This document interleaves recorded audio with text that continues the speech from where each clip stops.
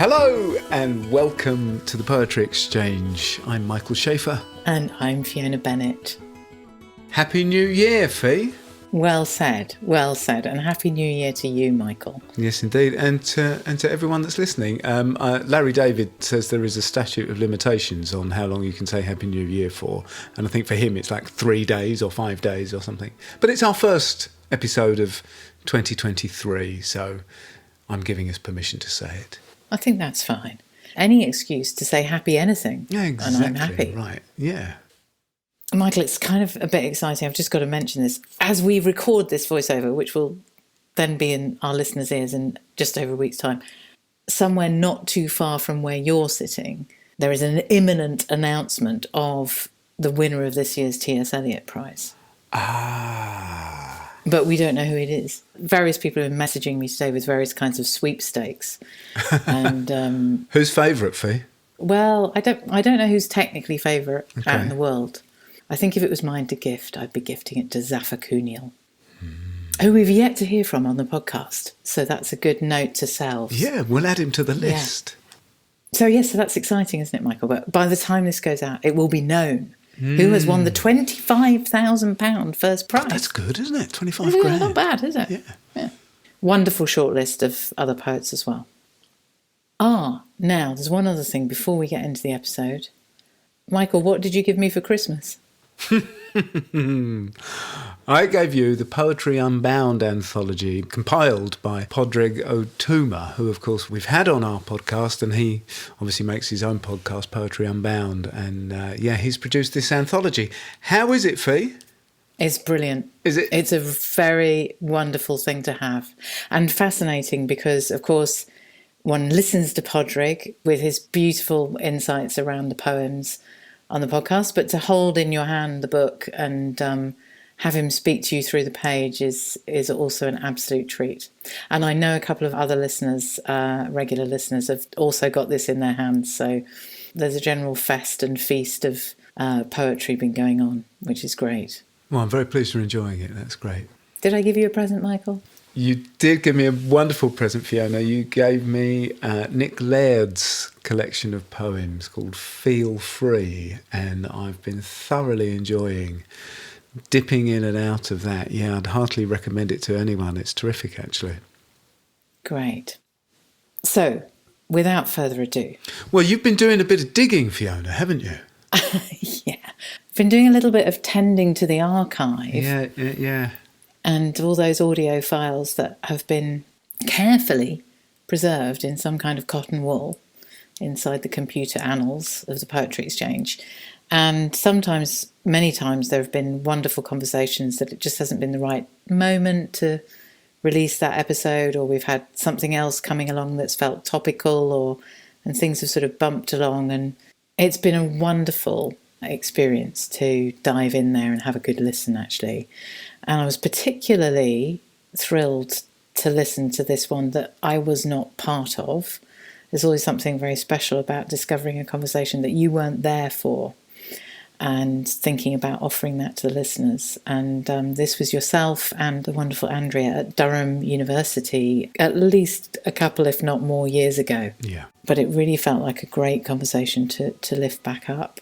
I remember it quite clearly, actually, Fiona. It was quite extraordinary to meet our guest and to be introduced to this poem and to hear about the very particular connection that our guest had with this poem. So you'll be hearing myself and Andrea talking about Grief by Matthew Dickman, the poem that's been a friend to Rowena.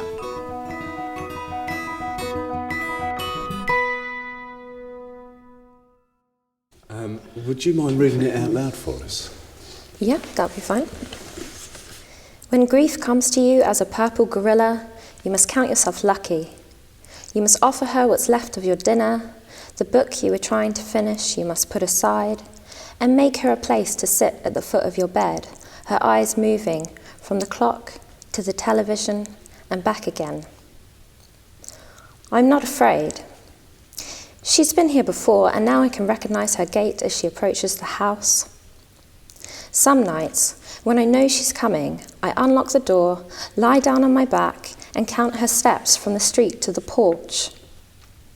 Tonight, she brings a pencil and a ream of paper, tells me to write down everyone I have ever known, and we separate them between the living and the dead so she can pick each name at random. I play her favourite Willie Nelson album because she misses Texas, but I don't ask why. She hums a little, the way my brother does when he gardens. We sit for an hour while she tells me how unreasonable I've been, crying in the checkout line, refusing to eat, refusing to shower, all the smoking and all the drinking. Eventually, she puts one of her heavy purple arms around me, leans her head against mine, and all of a sudden, things are feeling romantic. So I tell her, things are feeling romantic. She pulls another name, this time from the dead, and turns to me in that way that parents do, so you feel embarrassed or ashamed of something. Romantic, she says, reading the name out loud, slowly, so I am aware of each syllable, each vowel, wrapping around the bones like new muscle, the sound of that person's body and how reckless it is, how careless, that his name is in one pile and not the other. Thank you. Thank you. It's a loaded poem, isn't it? Yeah, It's there's got a humor lot going on as in well there, as yeah. really dark things there. When did you first come across this poem? It would have been a few years ago now when the poet Matthew Dickman was doing readings in London, and I didn't know anything about him at the time. All I knew was that the poetry scene was going a little bit nuts about this guy, and everyone was going, Matthew Dickman's coming in, Matthew Dickman's coming, because he lives in the States. So I thought, I'll go along and see this guy, and he was absolutely phenomenal. I was totally blown away. He's an incredible performer as well. So I bought his second book that this comes from, Mayakovsky's Revolver, and devoured it, and then read it again. I just find I keep coming back to it, and it's become one of my favourite poetry books. Did you feel this was a friend immediately? Did you hear it or did you read it first? I'm pretty sure he did read this.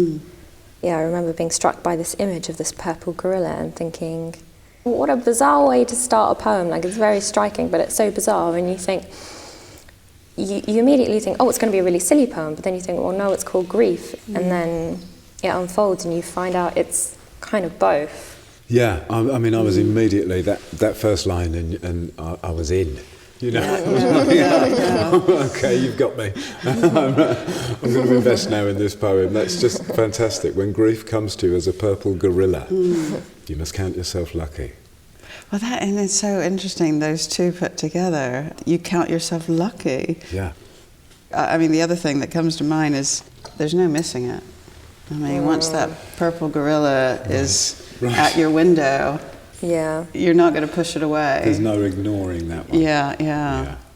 And I don't know why, I was surprised with the gorilla's gender. Yeah, that it's a she. You must offer her what's left of your dinner. I never really thought about her gender before. It's interesting, because I think Matthew Dickman mostly writes about men, and when he does write about women, it's usually in a very sexual way, so I guess that's why the gorilla is a woman, because eventually things get a little bit romantic. He's a little bit in love with grief. Right. Why is he in love with grief? Do we love grief when it comes to visit? Well, I guess that's what he's saying, that you should, and that there's a kind of relief in abandoning yourself to grief and not struggling against it like he normally does, because he says when grief comes to you as a purple gorilla, so presumably it comes in other forms which are easier to ignore. But this form is completely undeniable, so he just lies down on his bed and he says, I'm just going to be utterly devastated for a while. He senses her coming, doesn't he? Yeah. I mean, he writes a lot of poems about grief because his brother committed suicide. So this is kind of like one of many poems in the book about grieving. So you get the impression, he has been grieving for years and years, and he's very used to it by this point. Well, and that's why the gorilla image is so interesting, because let's say you tried to push the gorilla away. I mean, their sheer sort of brute strength means that they're going to tear open the door and make it ugly. So instead, he almost has to say it has to be a romance instead of a struggle. I want to come to the romance when we get there. I've got to go through it a bit more. He's not there yet. He's not there. But so what he does after he's let her in, so tonight she brings a pencil and a ream of paper. This is a new thing, I sense. Tells me to write down everyone I've ever known. And we separate them between the living and the dead. So she can pick each name at random. So we've got this image now of all these names, the living and the dead, and the gorilla is going to pick a name at random and sort of do what with it? Or is that just left and we'll come to it? I think the fact that he doesn't know is one of the things that's so scary about the situation. She is utterly in control. She's going to pick the names randomly. As with death, you never know who it's going to be. And he's completely helpless in this situation. And I love as well that he says, tonight she brings a pencil and a ream of paper, and you think, well, my immediate thought was, oh, he's going to start writing some poems. And then he just completely turns the situation on its head by saying, no, I'm going to write down everyone I've ever known, the living and the dead. And it's not just a piece of paper, it's a ream of paper, it's going to go on and on and on. It's a long list. Yeah. And then this, I suppose it's, I don't know, almost going back to the sort of the more comic aspect of the poem. I play her favourite Willie Nelson album because she misses Texas. The purple gorilla is from Texas. Well, imagine that. Are you from Texas? I was born in Texas. I didn't live there for long, up until about age 11 or 12. Did you meet this gorilla? I do not remember meeting her. I do know her. I think all of us do, but I didn't meet her in Texas. It's interesting, isn't it? It's like the poems are almost gotten a bit too dark too quickly, and he kind of regresses.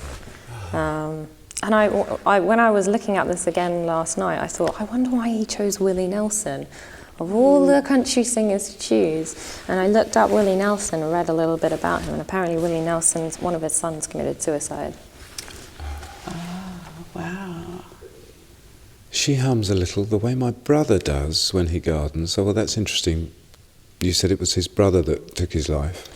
I think here he's actually referring to his other brother because it's in the present tense. Yeah, yes.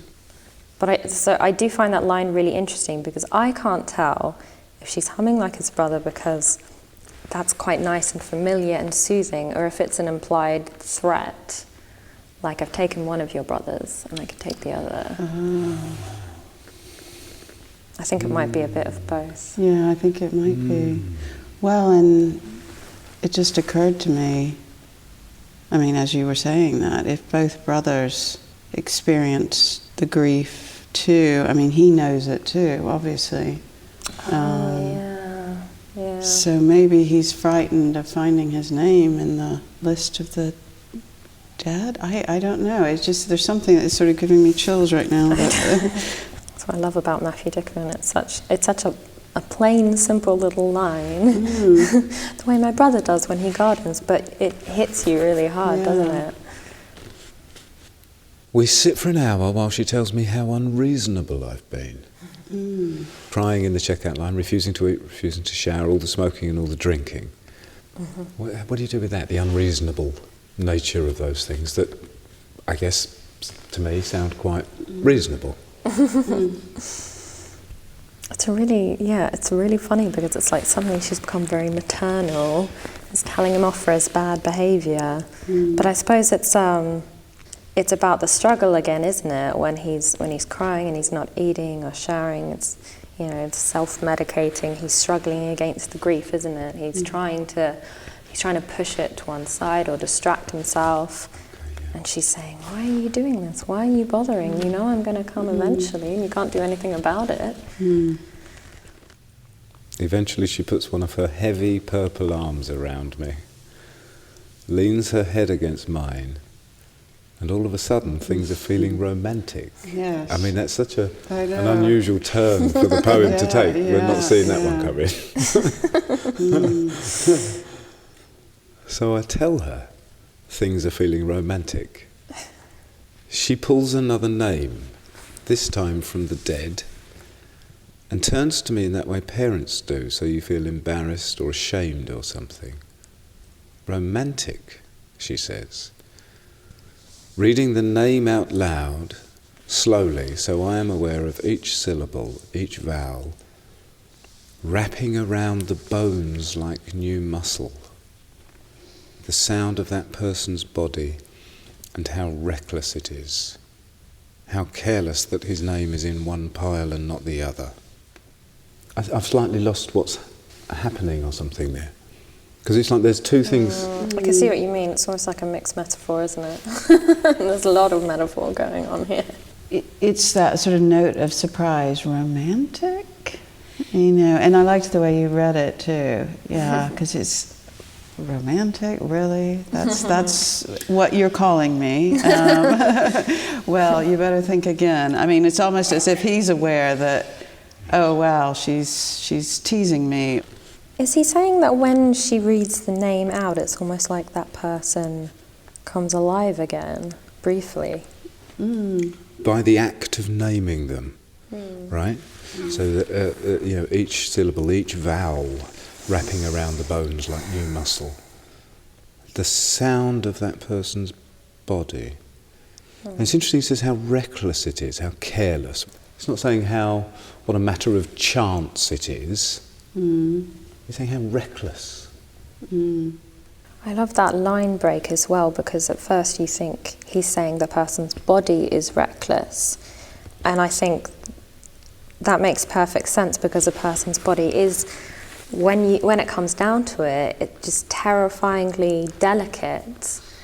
And it can be broken so easily. So you're thinking about the body being almost reckless in its existence and kind of very, very precarious. You never really, it's very hard to keep a body safe. And then it moves on to how careless, and you realise the recklessness also applies to the fact that, you can be in the pile of names of the living or the pile of names of the dead.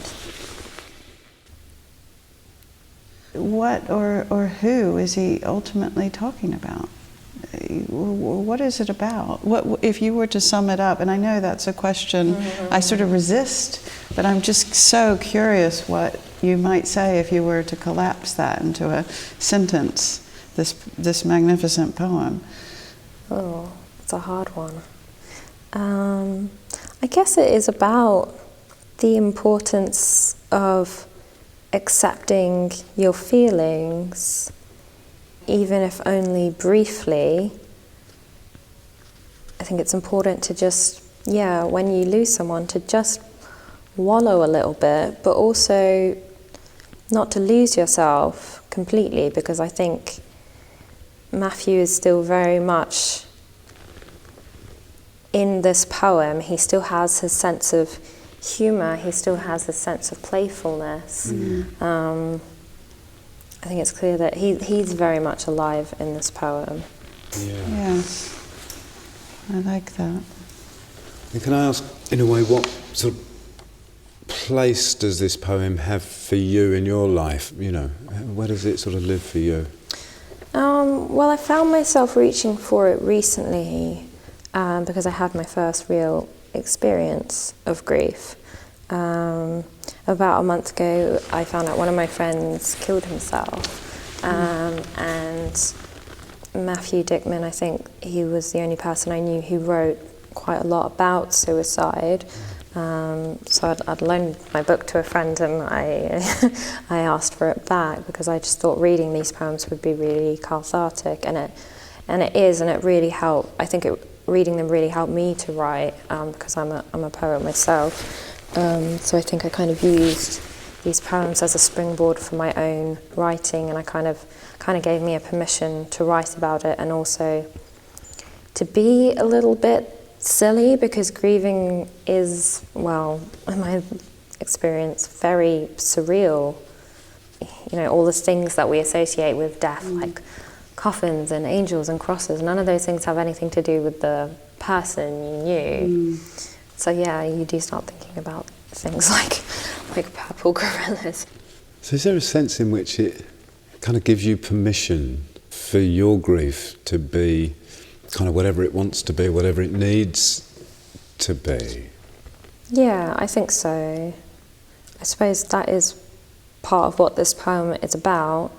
Him saying, when grief comes to you as a purple gorilla, count yourself lucky. He's saying, you know, grief will come in the most bizarre ways, and it's not predictable, and you know, it might not come as you wearing lots of black and being very serious and quiet. It might come as something really garish and a bit bizarre. But you know, you've got to accept it in whatever form it comes in, because you can't control it. I think one of the most unhealthy things is to try to push it away, to put barriers on all your doors, and the gorilla's out there, and you know it is. Yeah.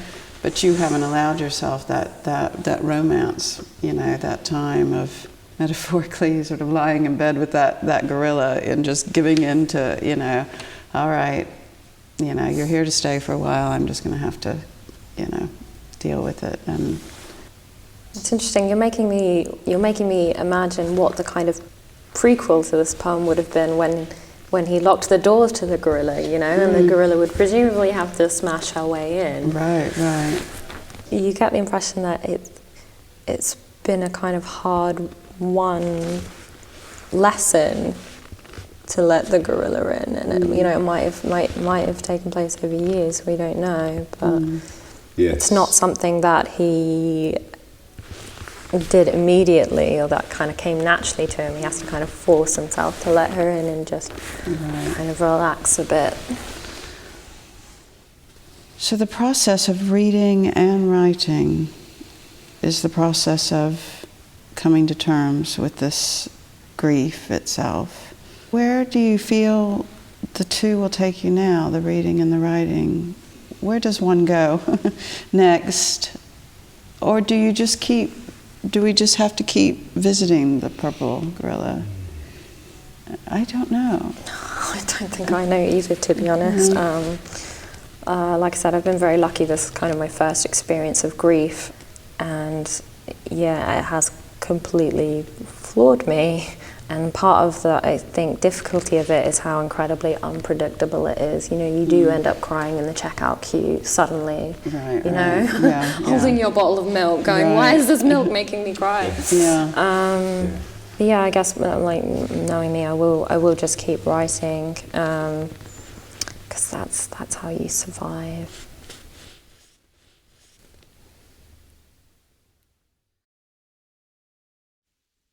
Grief by Matthew Dickman. When grief comes to you as a purple gorilla, you must count yourself lucky. You must offer her what's left of your dinner, the book you were trying to finish you must put aside, and make her a place to sit at the foot of your bed, her eyes moving from the clock to the television and back again. I'm not afraid. She's been here before, and now I can recognize her gait as she approaches the house. Some nights, when I know she's coming, I unlock the door, lie down on my back, and count her steps from the street to the porch. Tonight, she brings a pencil and a ream of paper, tells me to write down everyone I have ever known, and we separate them between the living and the dead, so she can pick each name at random. I play her favorite Willie Nelson album because she misses Texas, but I don't ask why. She hums a little, the way my brother does when he gardens. We sit for an hour while she tells me how unreasonable I've been, crying in the checkout line, refusing to eat, refusing to shower, all the smoking and all the drinking.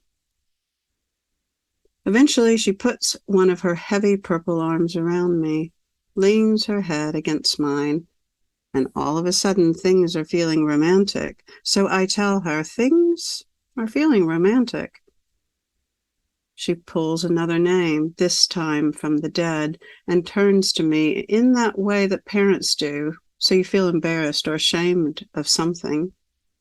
Romantic, she says, reading the name out loud, slowly, so I am aware of each syllable, each vowel, wrapping around the bones like new muscle, the sound of that person's body, and how reckless it is, how careless that his name is in one pile and not the other.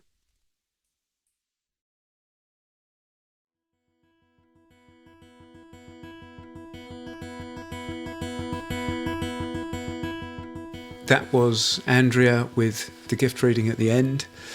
Our thanks, of course, to Rowena for allowing us to use the conversation, and to Matthew Dickman for allowing us to use his wonderful poem.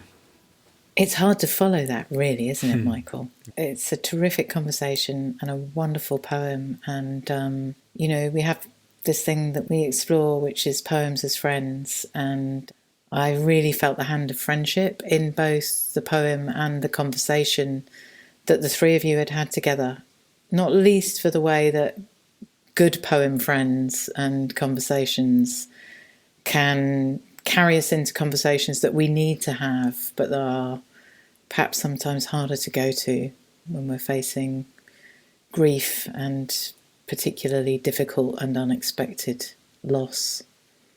But I really felt that the poem did that, and that you all found a way to be with that together, which was a real privilege to hear. So I'm sure our listeners will be feeling that too.